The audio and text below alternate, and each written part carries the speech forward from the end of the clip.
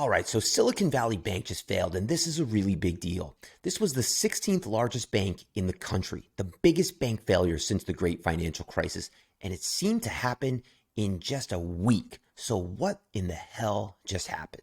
Silicon Valley Bank is a 40-year-old institution, widely known as being a very high-quality bank. They primarily serve startups and entrepreneurs, most of whom are around the Silicon Valley region, so they're acutely exposed to the tech booms and busts. And that's especially important to understand in the context of this. I've described this boom and bust a lot like an underwater earthquake, which is a really good analogy to understand because what a lot of people will see is the tsunami that hits shores. But to understand the causation of this, you really have to understand the underwater earthquake. This chart is really the best way to understand the boom and bust of Silicon Valley Bank. What you see here is that during the COVID boom, the period highlighted there, you get a huge deposit surge as the tech sector is just booming and you have this huge surge in valuations and a huge speculative bubble in venture capital. But in the subsequent years, and especially last year, the air came out of the bubble. And so you had this huge compression in the SVB balance sheet where deposits were flowing out because customers and clients were basically burning much more cash than expected. Okay, but what does this actually look like at the balance sheet level? Let's take a quick look. So Silicon Valley Bank is sitting pretty as of the end of 2021. They had this huge surge in deposits. Their clients are all flush with cash because of the venture boom.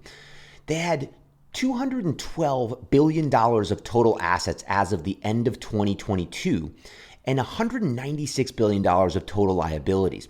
That left them with a cushion of $16 billion of stockholders' equity.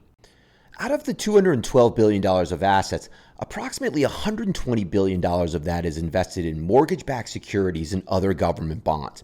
Those bonds got hammered last year. So if SVB had been forced to sell them on the open market, they would have taken upwards of a $15 to $20 billion loss. That would have put them in the red technically, deeming them insolvent. But the primary causation here of the earthquake was really the customer burn rate. Customers were burning money so fast and withdrawing deposits so fast that SVB had really no choice but to do something to shore up the balance sheet. And what they chose to do was sell some of these bonds at a realized loss of $2 billion. This disclosure led to a bunch of venture capitalists panicking, telling their investors to get their money out of the bank, which resulted in a cascading effect of deposits withdrawn of upwards of $40 billion on Friday alone. So this was really a kind of a crazy blow up because you had a big boom in their business where they're doing really well. And then their deposits start to contract because their underlying businesses aren't doing really well. That's the earthquake. And then the Fed starts raising rates, which causes their balance sheet to compress even further because then their assets are declining in value. They're forced to sell some of them, which is a somewhat prudent move to shore up the balance sheet to start meeting customer withdrawals potentially. But then everyone panics on the disclosure, and then the you-know-what hits the fan. And that's the tsunami that we're all experiencing now. Hey, Silicon Valley, can I have my money back? They suck. Thanks for watching, everyone. I hope you learned something new. I'll catch you next time.